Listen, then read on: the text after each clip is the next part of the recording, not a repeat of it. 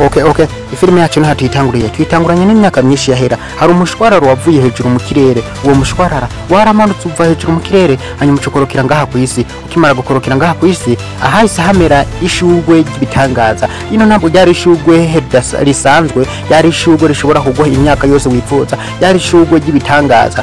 Biciye mu ngufu y'iryo shugwe, iryo shugwe ryari rifise ububasha bwo kuguha ububasha bwo kudasaza ntushobore gusaza, kandi ryashobora kuvura ingwara zarizo zose. Kuri ivyo rero iryo shugwe urirose yari ishugwe ry'ibitangaza, ishugwe imwe ribi cyane, imwe nimeze neza. Hari umunyokuru umwe yagiubutse ko uyu munyokuru bamwitwa Gotere. Uyu Gotere yararibonye iryo shugwe cyatangura kuzara rikoresha mu nzira ziwe kugira ngo ziramuha ubukumi ntazokwigere asaza. Biciye mu mbaraga y'iryo shugwe byatuma adashobora kongera gusaza. Uno munyokuru yararikoresheje cyane, imyaka myinshi iracaho, ibihe byinshi birarengana, hubakwa ubwami impande ya ryashugwe rimwe ry'ibitangaza. Ubwami bwiza, ubwami bwari bubereye cyane, bwari bubereye jisho. Umwami n'umwamikazi bari bakundwa cyane n'abenegihugu barabikundira cyane, baranabipfuza cyane. Hanyuma umunsi umwe umwamikazi yagwaye bitunguranye, agwara ingwara mbi cyane. Nuko umwami yari yimviriye, bariyumvira tuno mugore wanje azoshobora gukira gute, ariko umugore barabuze icyomukiza. Nuko niho baza kubamenya yuko hariho ishugwe ry'ibitangaza. Harize iminsi baramenya yuko hari ishugwe ry'ibitangaza, bavuga ati reka turebe ko twakoresha iryo shugwe ry'ibitangaza. Batanguye kurirondera kugira barabe iryo shugwe ry'ibitangaza ririhe kugira umwamikazi ashobore gukira, kubera umwamikazi yari yamaze kugwara. Kuri ivyo rero bakimenya yuko hariho ishugwe ry'ibitangaza, bahise batangura kurirondera, baralirondera kugira bashobore kuribona, umwamikazi ashobore gukira. Hano naho kurundi ruhande batwereka wa mubibi Gotere. Wa mubibi Gotere yaraza impande ya ryashugwe rikamwongerereza nyine ubukumi kugira asubira akaba neza, ubusaza bukagenda akaguma yiberaho ibihe edashira. Hano bica bitwereka yuko no mubibi Gotere ino shugwe yarikoresha kubw'inyungu ziwe gusa. Yari yaranaribitse, yaranayifutse kugira ntihagire umuntu n'umwe aza kwigira aribona. Umunsi umwe ari kugihamana kibi, ingabo zivuye ibwami zabonye ryashugwe zihita zirirandura kugira zigende zirishira umwamikazi. Umwamikazi yaranafise n'inda, kuri ivyo rero ahantu habi. Hanyuma bararicemushije barishira mu mazi, hanyuma bacubaha umwamikazi aranwa. Umwamikazi akimara kunwa azi iminsi yavyaye umwana mwiza cyane bamwitwa Rapanza. Kubera rero nyina w'uyu mwana Rapanza yari yarakoresheje ryashugwe, akaba ryo rituma akira, byatumye umushatsi w'uyu mwana uba umushatsi w'ibitangaza. Ivuka ry'uyu mwana ryarageze birthday yiwe, so wiwe na nyina w'uyu mwamikazi n'umwami bahise bashubira itara hejuru kugira bamwipfurize ivuka ryiza. Kumbe wa mugore Gotere yarabonye abasirikare, wa mubibi Gotere umwe atemera gusaza yabonye abasirikare batora ryashugwe ryiwe, bagahita baritwara ibwami. Kuri ivyo rero yahise amenya yuko ujya mwana imbaraga zose za ryashugwe zashobora kuba zagiye kuri ujya mwana. Yahise afata umwanzuro wo kugenda kugira arabe kazoza ayibe imishatsi ivuye kuri ujya mwana azoze arayikoresha. Ariko akimara kuyikata yabonye imishatsi cye yirabura, acamenya yuko bidakunda. Kugira azoshobore kuza aguma adasaza nkuko vyari bimeze, bisabwa azoshimute uyu mwana kugira ashobore kumutwarane wese. Naho bundi avuze ngo agiye kuzaratora imbaraga ziwe ngatora imishatsi, yabonye bitokunda. Yahise afata umwanzuro wo kwiba umwana, acara mutwara kure cyane kugira azoshobore kubaho ibihe bidashira.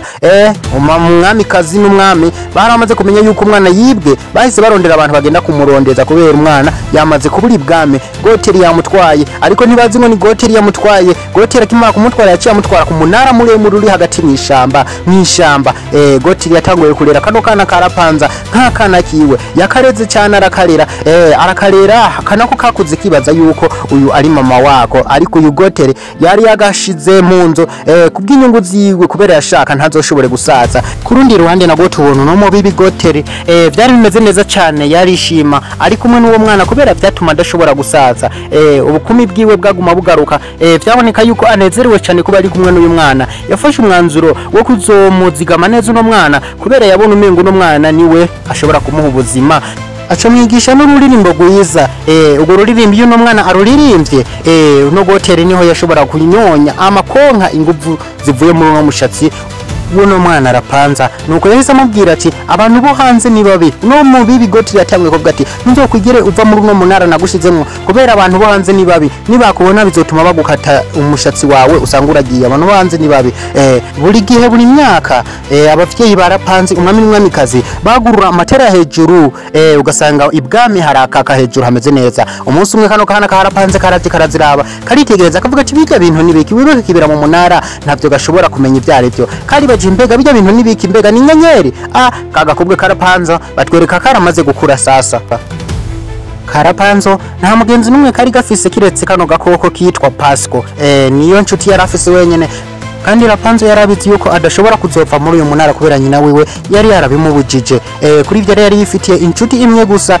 Rapanzo yavyuka kare mu gatondo agakubura inzu ugasanga arimo arakora isuku ugasanga arimo arasoma igitabo nta kandi kazi yarafise ugasanga arimo arateka ugasanga arimo aracapa niko kazi wasanga yifitiye konyene ariko yaguma yiyumvira kubijanye n'aya matara amuna aguruka hejuru akibaza bijya bintu nibiki kano Karapanza kari gafise amazinda yo kuzogenda kuraba uburyo ayo matara aguruka ariko bari barakabujije hano naho tugaruka ibwame harabasuma bari baje kwiba n'abasuma batatu bari baje kwiba umusuma umwe yitwa Flying Rider Flying Rider niwe yururutse bari baje kwiba ikamba rya wa mwana Rapanza mu gihe barimo baragiba abarinzi barababonye batangura kubirukansa nuko abasore bakimara kubona ko birukanswa baciye birukanka baja mu isambo abarinzi barabakurikira hano naho tugaruka kuri wa mwana wacu Rapanza arimo arategura utuntu yandikisha we ntiyakunda gucapa cyane muri ako kanya mama wa Rapanza yaraje wa mu baby Gotri yaraje acatangura guhamagara Rapanza kugira ashobore kumwuriza hano naho cyatumenya yuko imishatsi y'uyu no mwana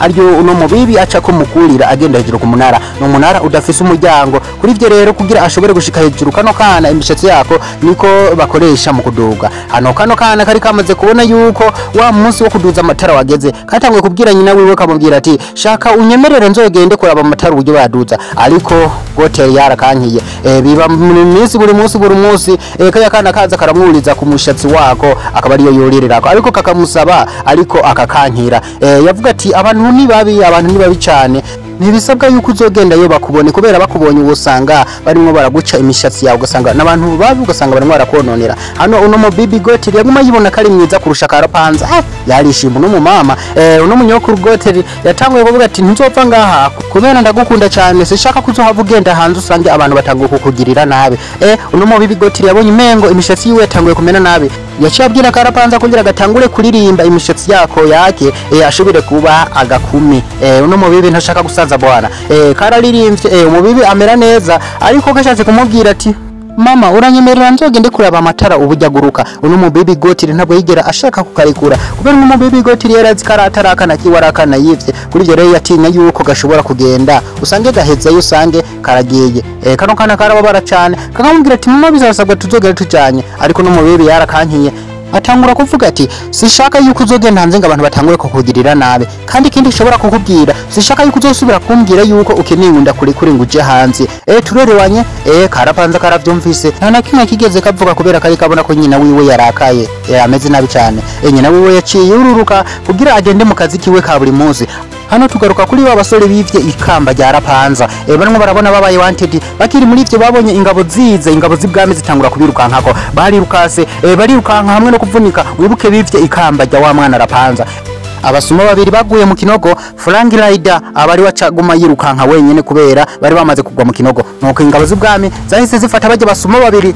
batabatangura kongera kwirukanka kuri ujya Flying Rider hanyuma muri bano basirikare barimo barirukanka kuri uno muhongo hari iyi farasi bayitwa Max iyi farasi ni nyabwenge cyane iramotegwa iyi farasi yari ifise ubwenge nk'ubw'abantu iyi farasi yari umukuru w'ingabo z'ubwami nuko wa Flying Rider yaciye kubita umusirikare yarari kuri ya farasi atangura kwirukanka ariko farasi yashoboye kuvumbura yuko umuntu ayiriko ari wa muntu yiba ikamba nuko yacitangura gushaka kugira ishobore kumwaka ikamba wibuke no mungo yivye ikamba riri muri ako kabege nuko Maximus na Flying Rider bakirimo baragwanira rya kamba yahise rikorokera hejuru y'igiti kireje ku rumanga bahita bose baragenda barakoroka baguye nabi cyane ya farasi Maximus ikimara kugwa hasi yatanguye kurondeza ujya muhungu ni maka Flying Rider imufate Maximus yaramurondeye cyane. Franklin kimara kubona ko ifarasi imwe iramurondera cyane yaciye atangura kunyegeza, ariko hajya rimwe arinyegeza yaciye atangura kubona abona wa munara wibanga, wibuka no munara numwe ubamwe wa mukobwa arapanza. Akimara kubona ivyo yaciye ahunga atangura kurira ujya munara kugira ashobore guhunga ijya farasi Maximus. Agishika indani kumbe karapanza kari kamaze kubona ko umuntu yinjiye mu nzu. Rapanza yaciye amukubita uruntu mu mutwe. Rapanza nibwo bwa mbere abonye umuhungu, nibwo bwa mbere abonye undi muntu kiretse umuntu yahora abona ni nyina wiwe gusa. Akibona no muhungu yamuteye ubwoba bwinshi cyane, wibuke ntiyari amaze kubona uyundi muntu. Yabonye rya begi uno musuma yari yaje yivye, wibuke no begi rimwo ikamba giwe. Karapanza kahise kamutora wa Franklin kaca kamushira mu kabati, gaca kagenda muri ya begi yiwe gakurayo ikamba ryari ririyo. Gaca gatangura kwambara kigera kabonye rikabereye bana. Muri uwo mwanya nyene nyina wiwe yaciye aza, nyina wa Rapanza yaraje atangura guhamagara Rapanza. Wibuke Rapanza kimara kumva ko nyina wiwe yaje yacarungika imishatsi kugira nyina wiwe ashobore kurira. Nyina wiwe karamutumiye imishatsi, nyina wiwe arurira kari gafise umunezero mwinshi gashaka kumubwira yuko kafashe umuntu yarimo arinjira mu munari wabo. Ariko kagerageje kumubwira nyina wiwe yarakankiye. Kakimara kubona kumengo nyina warakankiye ntingashaka, nyina we ntashaka kuvyumva. Kabuze uburyo kamubwira, kaje gatangura kumubwira ati mama basi uranyemerera nzogende kuraba ya matara aguruka hejuru. Ariko nyina wiwe yatanguye kugatuka akabwira nabi cyane, akabwira ati nari amaze kubikubwira ntabwo uzokwigira upfa muri uyu munara, hano niho uzokuba niho uzonapfira. Kano Karapanza byarakabaye cyane, kace gatangura kubwira nyina wiwe kamubwira ati mama uranzanira basi ya marangi kugira nzoshobore kuza ndicapira utuntu mwene hariya. Ariko hano yaramanyanga yamubwara ubeshi kugira nyina we ashobore kugenda. Kano Karapanza gashobore kuvugana na wa muhungu Franklin, wibuke kamushiziye mu kabati. Nyina we yatanguye kuvuga ati ajya marangi ndashobora kuyakuzana, ariko bitwara urugendo runini cyane. Kano wibuka aragakunda, bisabwa ko ikintu cyari cyose kugira agashobore kwishima. Yaciye afata umwanzuro wo kugenda kugira agende kurondera ayo marangi. Akana kiwe Karapanza karimo karamusaba. Akigenda Karapanza kahise kagenda gatora wa muhungu Franklin kaca karamwugururira. Uno muhungu yagiye kongera kugarura ubwenge, asanga aboshwe n'imishatsi gusa mu maboko no ku maguru, asanga aboshwe n'imishatsi. Byaramuteye ubwoba bwinshi cyane. Wibuka kano Karapanza kari kazi yuko uno muhungu yoba yaje kugacira imishatsi, ariko uno muhungu yakabwiye ati imishatsi yawe ntano kibereye bwana. Kano Karapanza kahise kinjira idiri n'uyu muhungu gatangura kumubwira ati rero kugira nshobore kukubabarira ndaguhe n'ikamba ryawe, hari ikintu ushaka ugomba uzonkorere. Mu munsi ukurikira, ku munsi ukurikira hari amatara asanga arimo araguruka hejuru mu birere. Kuri ivyo rero bisabwa uzontware wongere unangarukane ku mwanya mu gihe gito cyane. Nushobora kubinkorera bizotuma ndaguha ikamba ryawe nongere ndanakurekure. Uno muhungu bakimubwira ntigeze avyemera, ariko aheza akanyaci avyemera kugira ashobore kuronka ikamba ryiwe. Kano gakobwa gashobore no kumurekura. Hano rero binjiye idire. Mbega kano gakobwa kari buze kubasha kugenda kuraba hari iwabo biri buze kugenda gute? Ntucikwe n'igice cya kabiri duhita tumariza. Cyo nakubwira cyo ntibagire kora subscribe, like na share kuri novuga rwacu Burundi Movie Recap. Uzoba ukoze cyane, duhurire ku gice cya kabiri. Bye bye.